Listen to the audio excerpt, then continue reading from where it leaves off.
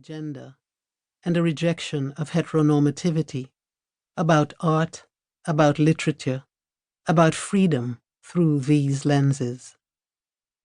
One essay, Dualities, surprises me. It is like a study for what will become, 25 years after, my 2018 novel, Theory. I had forgotten that essay. Finally, there are 4 essays on imagination: the racial imagination and Canadian literature, the racial imagination, and the world. These essays outline the serious work and the resistances to that work of thinking beyond the white imagination. A paragraph in one is worth repeating here.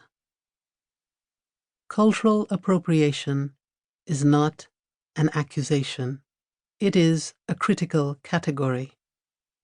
It looks at the location of the text and the author in the world at specific historical moments, moments that give rise to gender, race, class-making, othering, moments rooted in colonial conquest, in slavery, and in economic exploitation.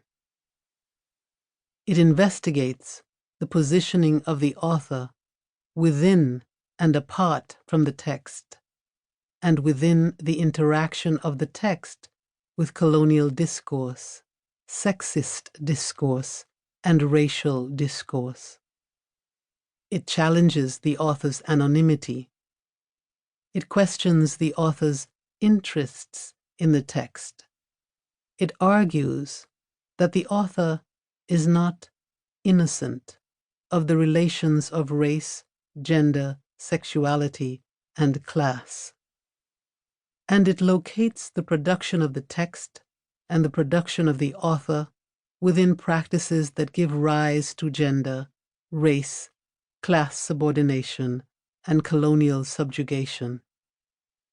It proposes that imagery, images, the imagination and representation are deeply ideological in that they suggest ways of thinking about people and the world. The essay goes on to draw attention to dominant discourse, that is, the discourse that has the power to write and overwrite arguments, to bury conflict and name itself neutral and immutable, failing to name an ongoing organizing logic of white supremacy.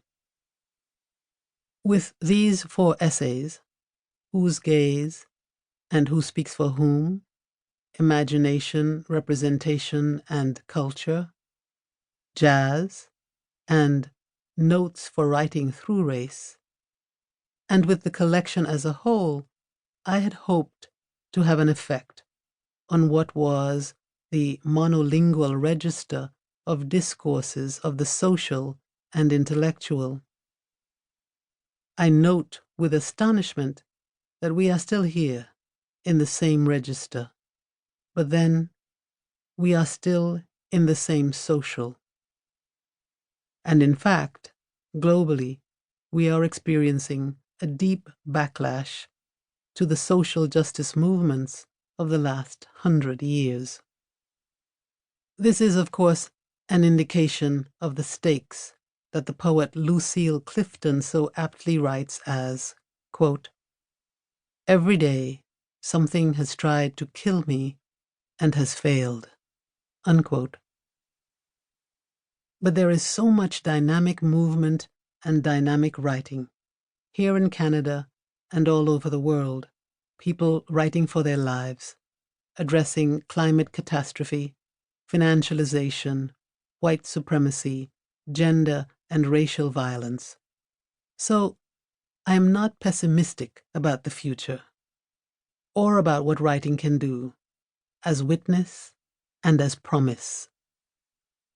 I am grateful to readers who tell me when I meet them that the essays in Bread Out of Stone sustain them, that the essays recognize their experiences and elaborate their thinking and their desires for the cities to be made.